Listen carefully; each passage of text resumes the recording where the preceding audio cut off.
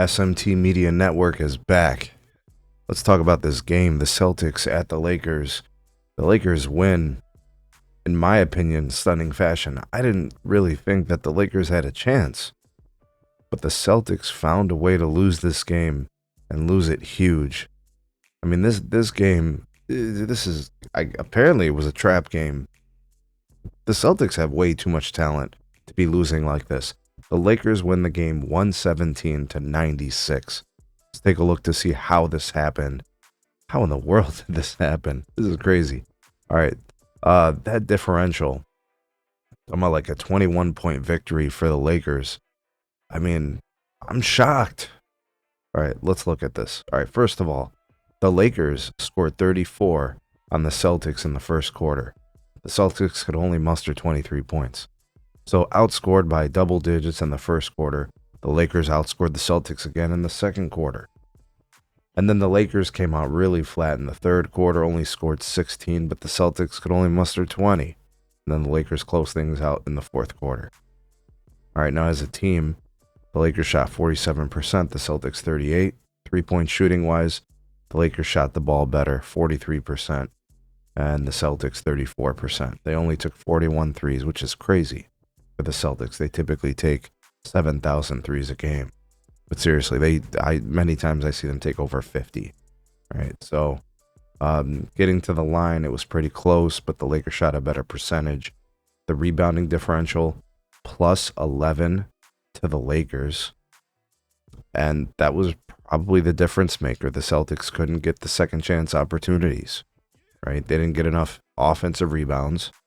They didn't, and then they gave up, I think it was like 46 points in the paint to the Lakers. Could only muster 36 of their own. It wasn't a dirty, sloppy, muddy game. 6 turnovers for the Lakers, so they really took care of the ball, but so did the Celtics, only giving up the ball 7 times. So I can't point to that and say, well, that must have been the problem. All right, looking at some of the individual efforts. Tatum with 16 points in 30 minutes of action. 16 was all he could get you. 5 of 12 shooting, 2 of 6 from 3, 4 of 7 from the free throw line. Kristaps Porzingis was your game-high scorer for the Celtics. 22 points in 27 minutes of action, 9 of 16 shooting, 2 of 5 from 3. He added 7 rebounds, got a couple of assists. Drew Holiday, 3 points. Derek White, 3 points. Jaylen Brown got you 17, 7 of 19 shooting, 3 of 9 from 3. Got a little 3 happy there. Did have 8 rebounds, 3 assists, a steal. I don't really see any egregious number of turnovers from either team, so I can't say that was the problem. Just looks like the shooting wasn't very good. Off the bench, Al Horford got you 2 points in 24 minutes of action. He has not been good this year. I'm looking at the usual suspects, guys that usually make an impact for the team. Peyton Pritchard, he was only able to get you 7. 2 of 12 shooting, 1 of 5 from 3. Not much else from anyone else. Sam Hauser, 6 points in 13 minutes, didn't play much. But I think this game, when you look at it, it was the starters for the Lakers that really did it. 24 for Anthony Davis, 10 from Rui. Bron got you 20. Now, he took 20 shots. He's still leading the team in shots, right? And you could argue whether or not that's a good thing. But he shot 9 of 20. He was 0 of 2 from 3, which is, in my opinion, if you just don't want LeBron taking a bunch of threes, right? So I'm okay with that outcome. Turnovers, he's only credited with 2 turnovers. That's a clean game for LeBron. Remember, as a team, they had 6. So they took care of the ball. Austin Reeves, 23 in 33 minutes of action, 7 of 13, 4 of 8 from 3. Really nice job out of Austin Reeves. Max Christie didn't get you much, 6 points in 29 minutes. Off the bench, Gabe Vincent finally did something for you. 12 points, 26 minutes of action. And then Dorian Finney-Smith, who they traded D'Angelo Russell for, 0 points in 20 minutes of action. He's been absolutely atrocious since he got to LA. Outside of a couple of games, he has been awful. Bronny got on the floor. 4 minutes of action. 0 for 1 in field goals. Not much there, I don't know. Whatever. But that's pretty much it from the Lakers side. Jackson Hayes played 14 minutes. Got you 5 points. The theme here is pretty simple. I don't know what the hell is going on in Boston. I don't know what the hell is happening with this team. They are underperforming. They're losing games they shouldn't. They lost games to the Raptors recently, and that happens from time to time. But to get embarrassed by the Lakers by 20 plus points here, with all that talent the Celtics have, there's something wrong. Like, I don't know philosophically what they're doing. I don't know what the conversations are in the locker room. I don't know what the conversations are in film sessions.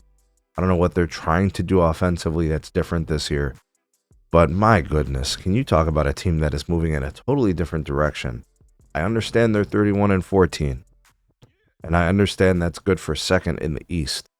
But this is a team that probably is looking to defend its title. And based on the way they're playing, I can't say that that's looking like that's going to be the case. They don't look like the best team in the East.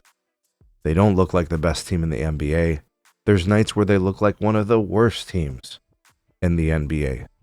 You know, I don't want to say they're as bad as the Wizards on those nights, but let's be serious about this. The best player on this team is Jason Tatum. The conversations about him being an MVP candidate just a few weeks ago were very loud. And he has not been playing well. And I think the biggest problem right now is probably leadership. If we're going to question anything, how are you leading? What is the tone to your teammates? What are you doing as a teammate to inspire them, to focus them, to get them to play together?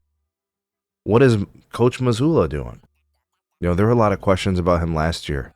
You know, after, Ime Udoka had his falling out with the organization.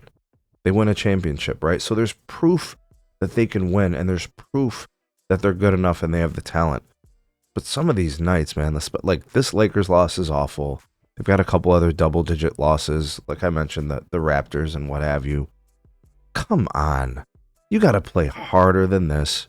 You got to play better than this. You just can't lose in this way. Look, I'm not saying the panic meter is through the roof. I remember the last video I made. I said my quote-unquote panic meter was at like 2 out of 10.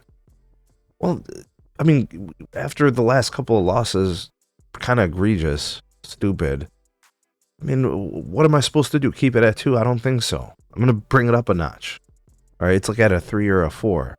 Because we're approaching the All-Star break, and this team has still not really hit their groove since early in the season when they seem to be doing pretty well.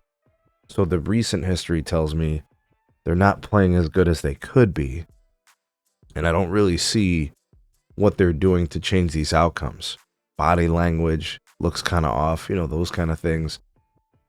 Look, I'm not here to put it on Jason Tatum, but when the best player gets all the credit when you win, the best player needs to get the credit when you lose. I think Jason Tatum needs to look in the mirror. I think this is a question of leadership. He needs to get his team back on track. This is on Jason Tatum. And I'm going to also put some on the coach, Joe Mazzulla. Got to get things right. It's not like a switch, right? You can't just turn stuff off and on. Get things back on track.